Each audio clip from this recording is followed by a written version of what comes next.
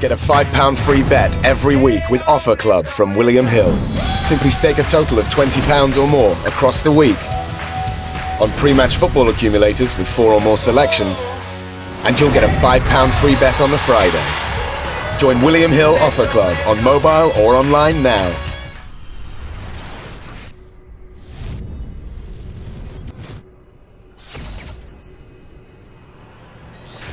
Thomas Latham here for IFL TV in association with Macklin's Gym Bear down in lovely Liverpool. With me, I've got the newest member, and I'm pretty sure it's safe to say the tallest member of Team MGM, David Price. How are you doing, David? I'm doing well, thanks. You pleased to be part of the team?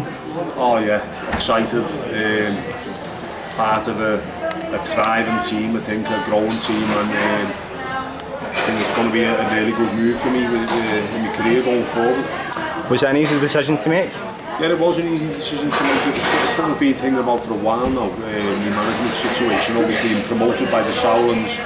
My management situations, I've been self-managed for the last 3 years, and the way things are turning out in the heavyweight division, there's a lot of opportunities going to present themselves, I think, over the next couple of years, and I decided it was time to get on board with a top management team, and I think this was the safest and easiest decision to make. We're glad you made it. You've recently hooked up with David Caldwell as well. How's training going with David? Training's going really well. We're working hard. We're building on things each day. We're trying new things each day, and if it suits me as a fighter and as someone who's my size, then we'll carry on with it. We might come across something that we might want to carry on doing. It's if that's the process you're in. We're working on my strengths, also addressing the weaknesses. So it's going really well. It's really meticulous training, very repetitive, very meticulous, but something that's going to pay off long term. You're training with world champions, obviously Tony Bellew, and you've got Jimmy McDonald there as well. Is that something that inspires you? Yeah, it does inspire me, although the thing is with the training situation, we don't really train alongside each other. It's like one in, one out type of thing, so you get the full attention of the training, which is good. Every now and then we will train together, but just to be under the same banner and the same roof as the champions, it inspires you, and that's the same with the MGM team. They've got world champions on the stable, Liam Smith, Billy Joe Saunders, and a lot of other champions. So that type of thing can inspire you to get a belt around your waist again. From a personal perspective, how far away do you think you are from fighting for the world titles? I don't think I'm far at all. Things can change quickly in heavyweight boxing, especially. This time last year I was on the scrappy. For me now, there's a lot of potential opportunities out there, and I've had a comeback win. I've done the hard part. I've been the victim of a bad knockout against someone who's a drug cheat, but I've come back and rebuilt. I've got a win under my belt, but it's not that straightforward.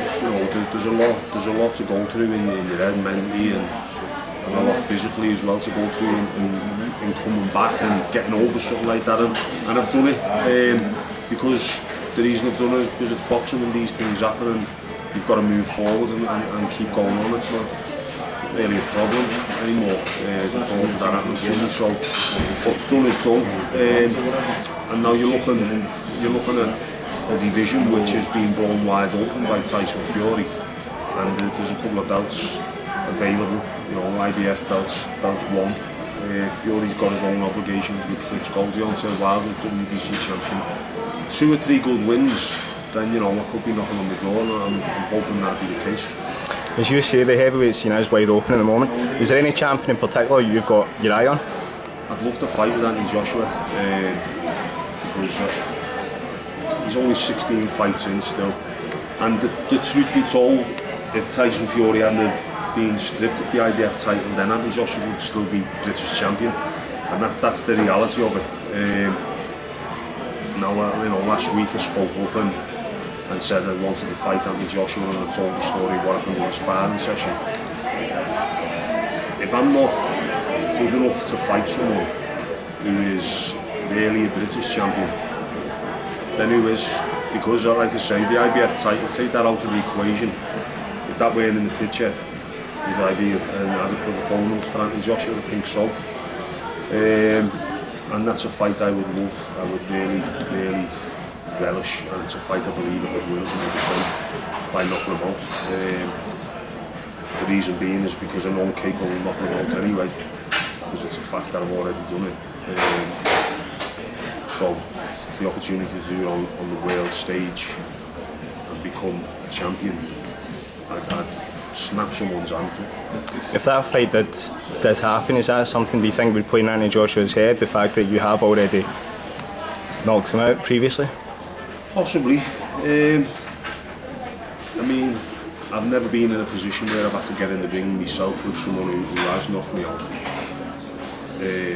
Actually I have with Tony Thompson. Tony Thompson stopped me the second round, and I went straight back into a rematch. And yeah, it does play. It plays on my head that what has happened has happened.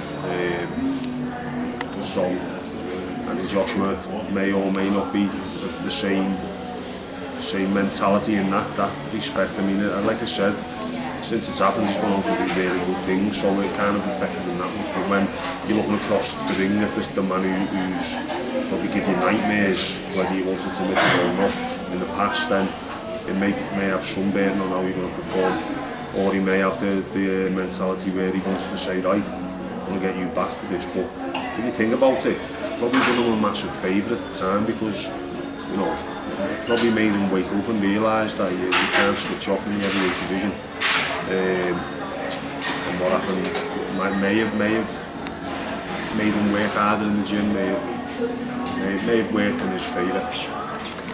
You're always only just one punch away from a knockout in heavyweight boxing. Especially me, mate. Especially me. I mean, people don't understand it. It's easy for people to target me because they think I'm a nice guy, and people confuse niceness with softness sometimes. And with me, I've got to tell you, it's not the case. You know, I'm a 6'9", 20-stone giant who punches just as hard as, if not harder, than any heavyweight in the world. So, you know, especially for me, one punch can change everything. How likely do you think the Anthony Joshua fight is to happen in the next maybe 12 months? You have got that selling point, obviously, of the training story. Do you think it's a possibility? I think that, yeah, apart from that story and the fact that we're two Olympians, two Olympic medalists, you know, my own story, which I keep banging on about, and I will, whether people like it or not, is that I've lost to two different men, and out of the 3 defeats, 2 of them have been failed drug tests. So that adds to the story. You know, there's a lot to add to it.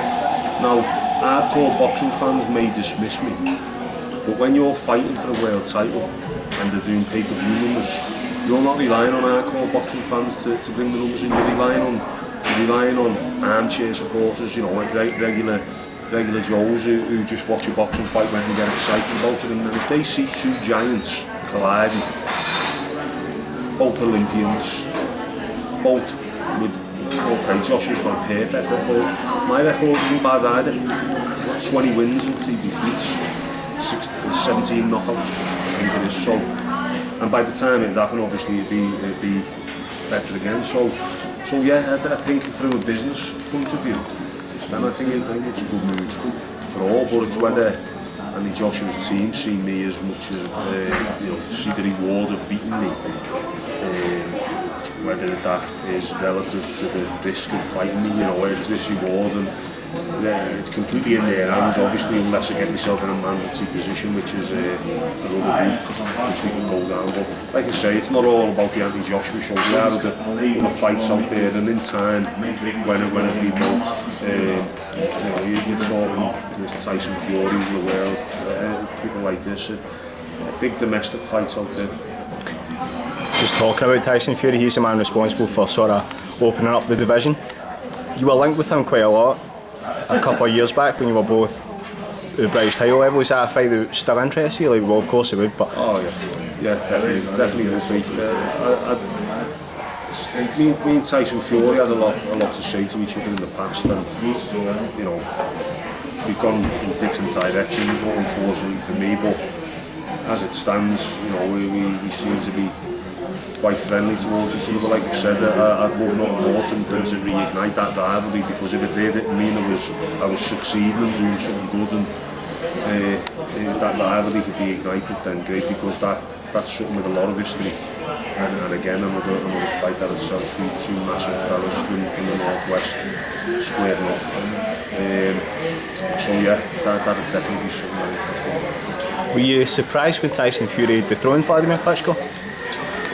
Do you know what it was, to be honest? I actually was, and I think I've given him a lot of credit for it, and everyone has. He's took a lot of applause for it. He deserved it, and he's done a great job. I think he won the fight before he got in the ring, to be honest. I think the fight was won before the first belt. He won because Klitschko was scared to let his shots go for fear of either getting tired because of the nervous energy he was burning, or for fear of getting knocked out because Tyson Fury convinced him that he was going to knock him out. So yeah, I think it was a psychological masterclass before the fight, as well as a good performance on the night. You're an experienced Olympian yourself, and you're not. You've been privy to a few cheats in boxing. What do you think Michael Collin will be experiencing right now?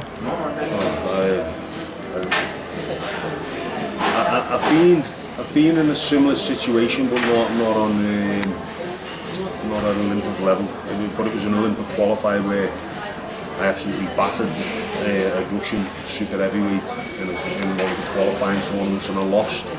And I given standing counts and whatnot, and we appealed the decision, which got thrown out, and then because it turned out he was a Russian boxing for Azerbaijan, he broke the rules. So what they to fix this problem, they put the three people who he'd beaten, their names in a hat, and pulled out the name in the hat to go back in the tournament. And Robert Elenius' name got pulled back out, and he got beat fair and square by the fella and so the other guy he beat. I absolutely murdered him. So that was a low point for me in my amateur career, where I had the same feeling towards the system as Michael Conlon does right now, but this is on a much bigger scale because it was actually at the Olympic Games. For me, he was favoured to win gold. I went to Doha last year and covered the World Championships, and he was the standout boxer of the tournament for me. He just do everything that he needed to do, and he'd be feeling let down massively, deflated. But he's got a fantastic pro career to look forward to, and if you look in the past, the fighters who've been robbed in the Olympics, you're looking at Floyd Mayweather, you're looking at Roy Jones Jr., you're looking at Evander Holyfield. Look what they've gone on to achieve. So if that's anything to go right, then he can take some positives out of it. And just switching the focus back to you, are you back out in October? I'm supposed to be back out in October, yeah. It's been announced I'm on the Liverpool show. I don't know whether that's confirmed yet. I don't know whether there's something happened before that. It's something we need to speak to the management team about, and obviously Sound, and then we can all work together and get a plan going forward. So David, welcome to MGM. Thanks. It was great talking to you. Yeah. Speak to you again soon. Thanks a lot. Thank you.